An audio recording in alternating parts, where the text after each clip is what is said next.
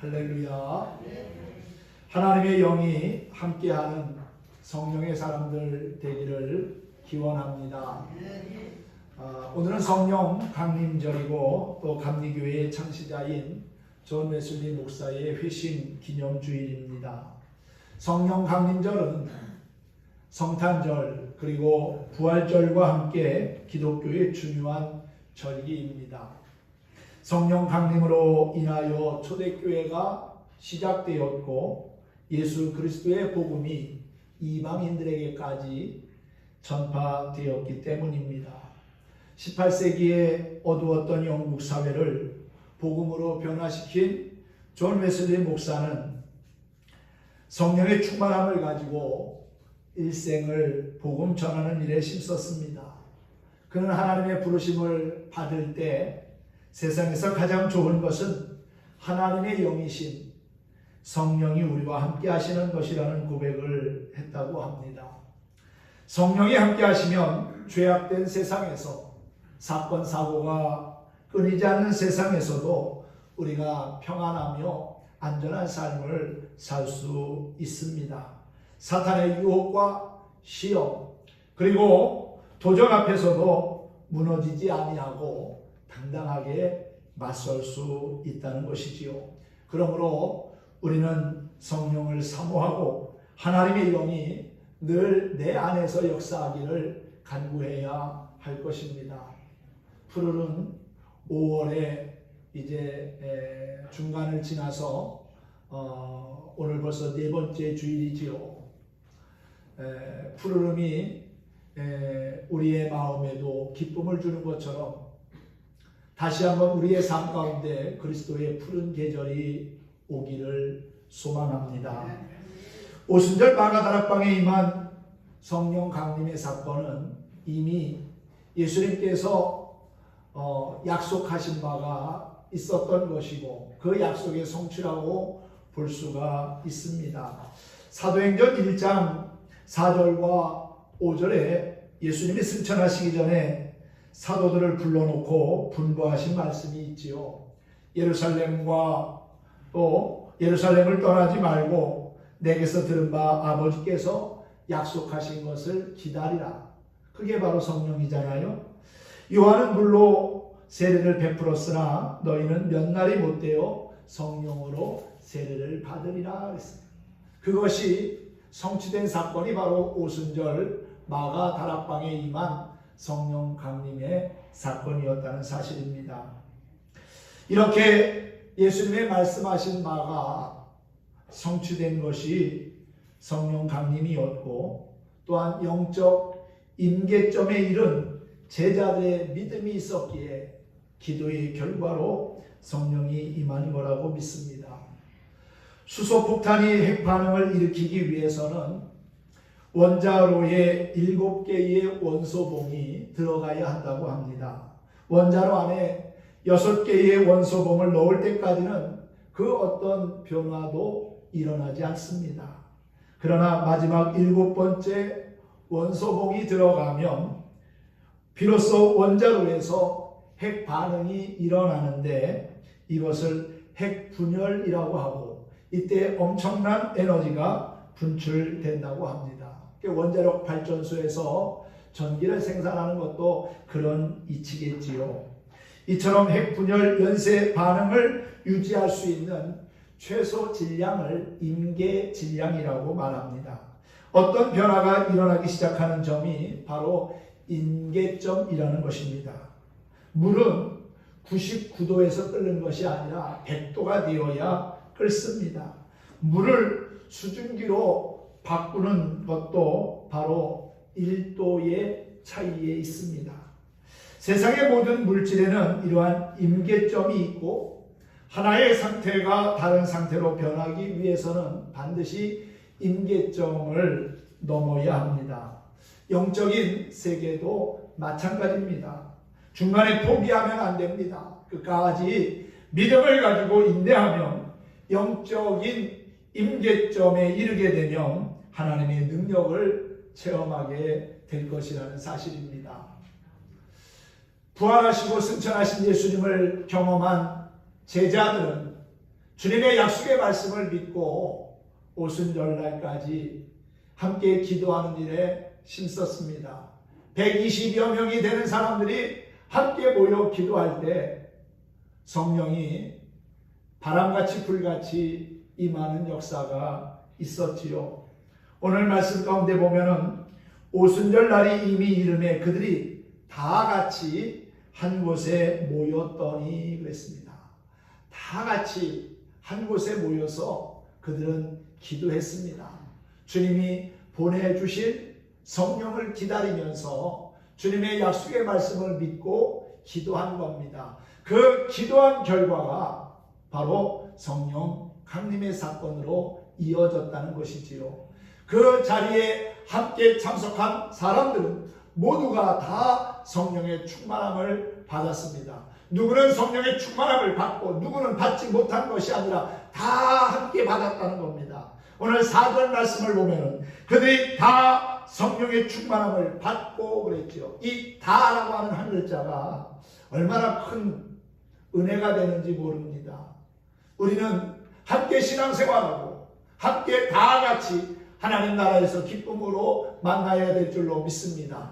이 땅에서 신앙생활을 같이 했는데 우리가 천국에서 다 같이 만나지 못한다면 얼마나 안타까운 일입니까? 오늘 성령의 충만함을 다 함께 경험했던 제자들처럼 우리도 하나님이 예비하신 그 나라에서 다 함께 만나는 큰 기쁨을 누릴 수 있기를 소망합니다.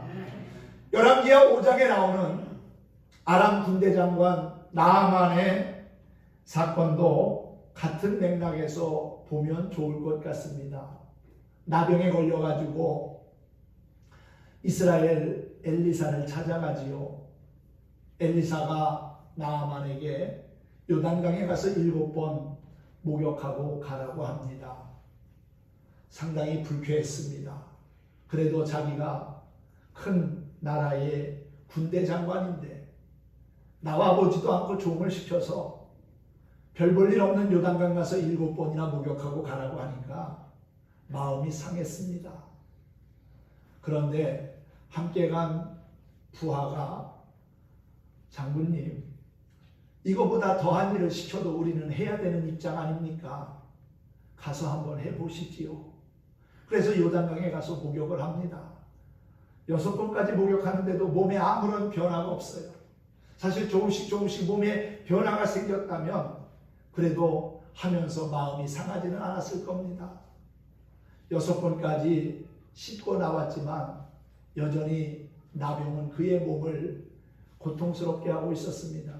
그런데 놀랍게도 7번 씻고 나오니까 어린아이의 살같이 깨끗하게 되었다는 겁니다.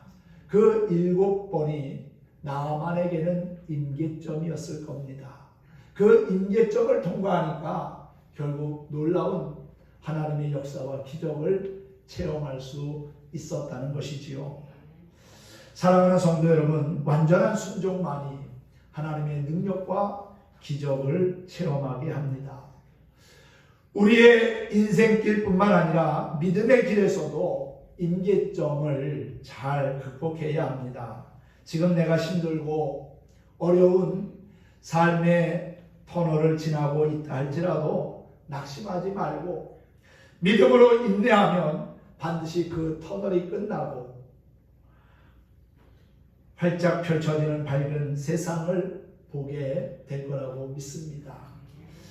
코로나 팬데믹으로 인한 힘든 상황이 장기화되고 있는데 이 또한 우리가 극복하고 넘어야 할 임계점이라는 사실을 기억하면서 잘 이길 수 있기를 소망합니다. 사도행전을 기록한 의사 누가는 성령의 역사에 특별한 관심을 가지고 있었습니다. 사도행전에서만 무려 30회 이상 성령에 대한 말씀을 소개했습니다. 오늘 본문의 말씀도 성령의 강림에 관한 사건이었지요. 이 오순절 성령 강림의 사건은 그 당시에 굉장히 큰 그러한 사건이었습니다. 그리고 제자들의 마음에 힘과 용기를 준 사건이었다는 것이지요. 사실 예수님이 십자가에 달려 돌아가셨을 때 제자들은 다 뿔뿔이 흩어졌습니다. 문을 걸어 잠그고 두려움 가운데 떨어야만 했습니다. 그랬던 그들이 부활하신 예수님을 만나고 그리고 주님이 약속하신 성령을 기다리면서 기도할 때에 성령의 충만함을 경험하게 되었고, 성령 충만함을 받은 제자들은 나가서 당신들이 십자가에 못 박아 죽인 그가 바로 그리스도였고 우리가 그토록 기다렸던 메시아였습니다라고 하는 것을 담대하게 전하게 되지요. 물론 고난과 핍박이 따라왔습니다. 예수님의 제자들 가운데서도 한 사람 한 사람씩 순교의 이슬로 사라지는 그러한 상황에서도 낙심하거나 절망하지 아니하고 끝까지 복음의 사람으로 하나님 앞에 쓰임받았던 것을 보게 되지요. 이렇게 오순절 마가의 다락방에 임한 성령 강림의 사건을 비롯해서 사마리아에 임한 성령의 역사, 또 이방인 백부장인 고넬료 가정에 성령이 임하신 일, 그리고 에베소 교회에 일어난 성령의 사건, 이방인들에게도 일어난 놀라운 성령의 사건들은 그냥 이루어진 사건들이 결코 아닙니다. 합심하여 기도하고 믿음을 지킨 결과라는 사실이지요. 제자들은 주님과 함께 있으면서도 누가 더 높은 자리를 차지할 것인가 하는 문제를 가지고 다투었습니다. 그러나 이제 부활하신 예수님을 만나고 합심하여 기도할 때 성령 강림이라는 놀라운 사건을 경험하게 된 것이지요. 성령 강림의 사건이 우리에게 주는 교훈은 무엇이고 어떤 현상이 있었습니까? 성령 강림의 사건은 나약한 제자들을 견고한 믿음의 사람으로 거듭나게 했습니다. 담대히 복음을 전하는 전도자가 되게 했지요. 그리고 십자가의 죽음을 이기고 부활하신 예수님의 증인이 되게 하였습니다. 초대교회의 부흥의 역사를 이루었습니다. 성령 강림은 어떤 모습으로 어떤 현상으로 제자들에게 임했습니까? 오늘 말씀해 보면 급하고 강한 바람 같은 성령이 그들에게 임하였다고 그랬지요. 성경에는 성령을 여러 가지로 상징합니다.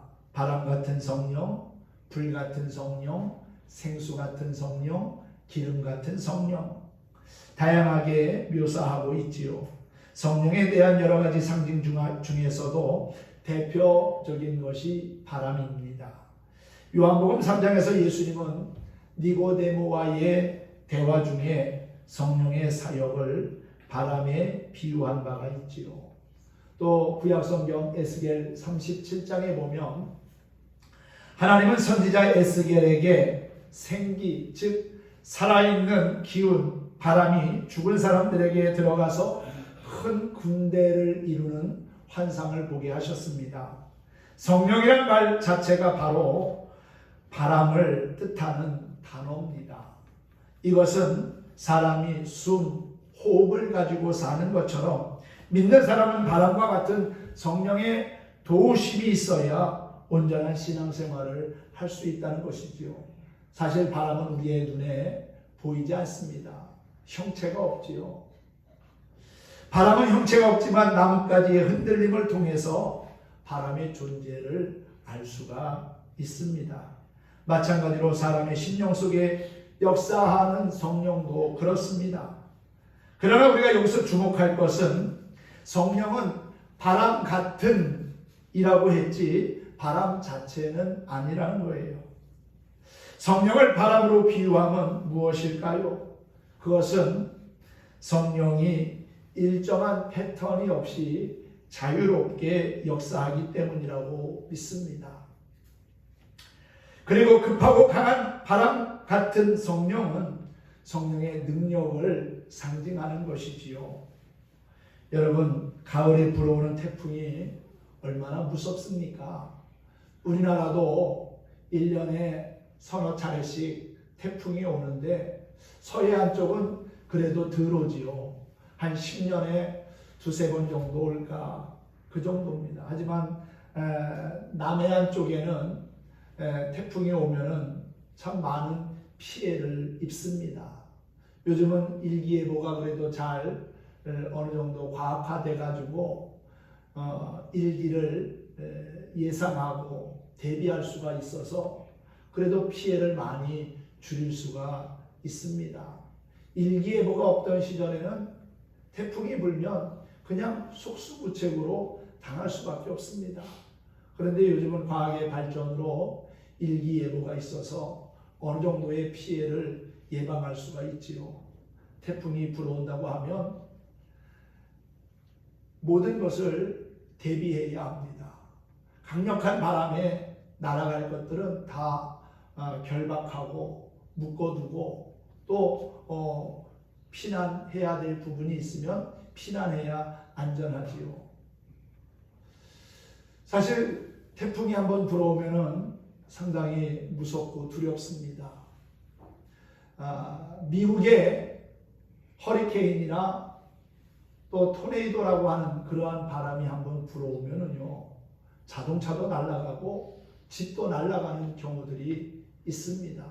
바람은 그렇게 아주 강력한 힘을 가지고 있습니다.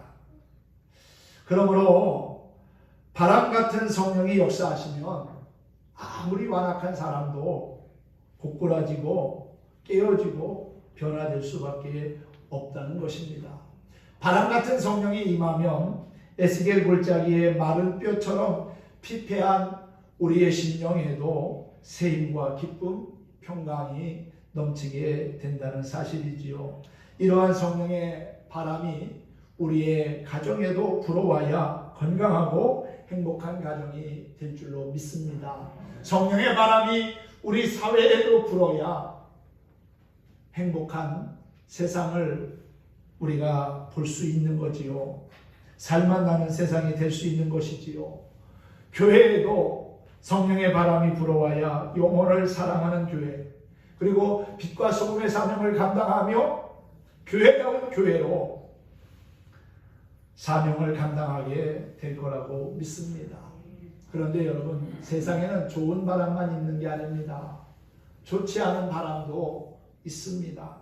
사람의 마음을 유혹하고 죄에 빠지게 하는 돈바람도 있고요. 가정을 파탄시키는 춤바람도 있습니다. 또 사회를 병들게 만드는 술과 마약, 음란의 바람도 있습니다. 그러나 여러분, 성령의 바람은 좋은 바람입니다. 나와 우리의 가정과 교회, 그리고 세상의 복을 가져다주는 바람이지요. 우리에게 성령의 바람이 불어오면 교만과 완악함이 물러가고 막혔던 것도 뚫어지게 되고 삶의 문제가 해결될 거라고 믿습니다. 그리고 성령의 바람은 우리가 열심을 다하여 봉사하고 헌신하며 충성하는 사람이 되게 하고 주님의 일을 더욱더 기쁨으로 감당케 합니다. 여러분, 바람 같은 성령의 충만함이 오늘 예배에 참석한 여러분의 마음에도 차고 넘치기를 소망합니다. 두 번째로 불의 혀같이 임한 성령의 역사도 있었습니다. 불은 바람과 함께 오순절 성령 강림의 2대 상징이지요. 일찍이 세례 요한은 예수님에 대하여 이렇게 예언한 바가 있습니다.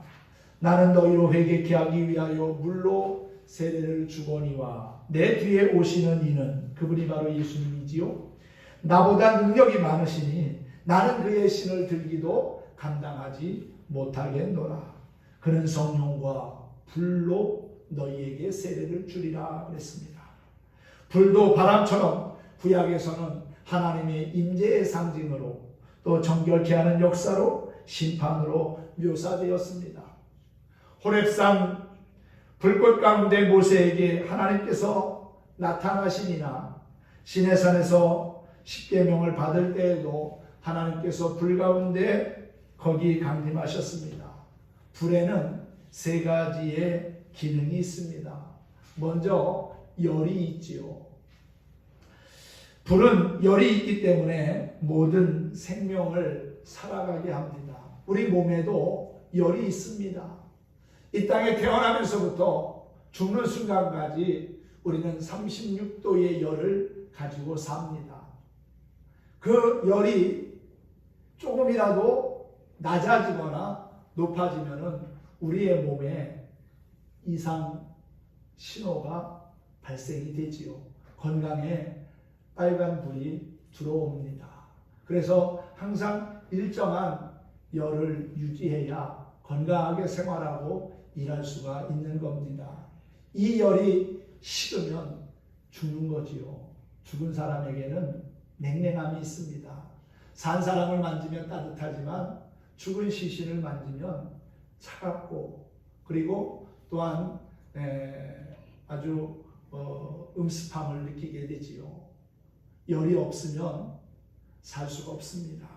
사람이나 식물이나 동물 다 마찬가지입니다. 성령은 우리를 뜨겁게 합니다. 그래서 성령을 충만히 받은 성도로 하여금 사명을 감당하게 하고 하나님의 역사하심을 이루게 하지요. 감리교 창시자인 존 웨슬리 목사가 1738년 5월 24일에 올더스케이시라고 하는 거리를 지나가다가 우연하게 한 집회에 참석하게 됩니다. 사회자가 로마서 서문을 낭독하는데 늘 들었던 말씀입니다. 잘 알고 있었던 말씀이에요. 의인은 오직 믿음으로 말미암아 살리라. 그런데 그 말씀이 그날따라 그의 마음에 충격적인 말씀으로 와 닿았습니다. 그 말씀을 듣는 순간에 마음의 뜨거움을 경험했다고 그의 일기에 기록한 바가 있습니다. 하나님의 말씀이 살아있기에 그 말씀이 우리의 심령을 파고들어오면 뜨거운 경험을 하게 되고 성령의 충만함을 입게 된다는 사실입니다. 성령은 뜨거움을 가지고 있습니다. 여러분, 성령의 뜨거움을 가지고 우리에게 맡겨주신 귀한 사명을 더욱더 잘 감당하는 성도가 되었으면 좋겠습니다. 또한 불은 열과 함께 빛을 발합니다. 빛이 있어야 모든 생물이 자랍니다. 어두운 가운데서는 생명체가 잘 활동하지 못합니다. 야생 동물들이나 밤에 활동하지 웬만한 생명체는 낮에 생활하고 활동하고 성장하지요. 사람도 마찬가지지요. 밤에는 쉬고 잠을 잡니다. 그리고 이렇게 또 이제 해가 뜨고 날이 밝아오면 삶의 현장에 가서 일하며 수고하는 삶을 살아가지 않습니까? 빛은 활동하게 하고 움직이게 하고 자라게 하는 그러한 역할을 합니다. 열이 빛을 갖게 하고 그 빛이 결국은 우리의 생명들을 더 풍성하게 한다는 것이지요. 성령은 하나님의 말씀인 진리를 깨닫게 해줍니다. 진리의 빛 대신 성령의 인도하심을 따라서 우리의 믿음과 신앙이 아름답게 자라 열매를 맺으면 좋겠습니다. 그리고 불은 정결케 하는 기능도 있습니다. 불은 모든 것을 태우는 힘을 가지고 있지요. 아주 작은 불일지라도 그 작은 불이 태산을 태우는 그러한 경우들도 있습니다. 산불 나는 거 보면 무섭습니다. 강원도에서 일어나는 산불을 보면은요, 엄청납니다. 막 큰 도로도 바람에 의해서 불이 막 건너뜁니다. 차보다 더 빠른 속도로 불이 번져나가는 경우들도 있습니다. 그 불은 작은 불씨에서 시작이 된 겁니다. 처음부터 큰 불이 일어난 건 아니라는 거지요. 작은 불이 결국은 큰 불을 일으킬 수도 있습니다. 마찬가지로 불같은 성령은 우리 안에 있는 더러운 것들을 태워버립니다. 시기와 질투, 거짓과 정욕을 다 태우고 깨끗게 한다는 것이지요. 불같은 성령은 마음을 녹이고 사악한 것들을 소멸시키고 죄악을 태우며 육신의 욕망을 녹여서 정화시키고 우리 안에 성결함과 뜨거운 사랑의 마음을 갖게 합니다. 우리 심령에 성령의 불이 있어야 부드러운 성품과 온유하고 겸손한 성품으로 예수님을 닮아가게 될 거라고 믿습니다. 우리 한국 초대교회 부흥사 가운데 김익두라는 목사님이 있습니다. 황해도 안악이라고 하는 곳에서 태어난 그는 젊은 시절 장날이면은 술을 마시고 아무에게나 폭력을 휘두르며 돈을 뜯어내는 깡패 두목이었습니다. 그 당시 순사들까지도 김익두 하면 고개를 저을 정도로 싫어하는 사람, 문제의 인물이었습니다. 그랬던 그가 소알론이라고 하는 선교사를 만나고 그에게서 예수 그리스도의 복음을 듣게 되면서 자신이 과거에 행했던 모든 것을 회개하고 예수님을 영접하여 신학교에 입학합니다. 그리고 평양신학교 3회 졸업생으로 졸업을 하면서 목사 안수를 받게 되지요. 가는 곳마다 부흥회를 인도하면서 28만여 명에게 복음을 전했고 또한 150개 교회를 세웠다고 합니다. 깡패 김익두가 어떻게 이러한 하나님의 위대한 일꾼이 될 수 있었을까요? 성령께서 그를 붙잡아 주셨기 때문인 줄로 믿습니다. 하나님의 말씀을 듣고 회개하여 새 사람이 되었기 때문이지요. 성령이 붙드시면 완악한 사람도 깡패도 변하여 목회자가 되고 세상을 변화시키는 하나님의 위대한 일꾼이 될 수 있다는 겁니다. 누구든지 성령의 사람이 된다면 하나님께 쓰임받는 거룩한 주인공이 될 거라고 믿습니다. 하나님의 일을 하는 데는 과거가 문제되지 않습니다. 세상에서는 그 사람의 과거를 캐내고 또 중요하게 여기는 경우도 있습니다. 집안의 배경이 어떤지, 얼마나 많은 공부를 했는지, 얼마나 재산을 가지고 있는지 과거의 것들을 들춰내면서 그 사람을 평가합니다. 그런데 하나님은 우리의 과거를 묻지 않습니다. 이미 회개했다면 더 이상 과거는 중요하지 않다는 것이지요.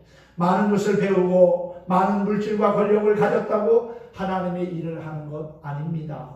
문제는 성령의 불을 받아야 된다는 것이지요. 성령의 충만함을 받아야 능력 있는 그리스도인의 삶을 살 수 있는 겁니다. 성령의 불 없이 신앙생활하면 마음도 냉랭하고 또 기쁨도 없습니다. 마지못해 억지로 끌려가는 것 같은 신앙생활은 서로가 피곤할 뿐입니다. 여러분, 여러분의 신앙생활은 어떻습니까? 정말 기쁘고 행복합니까?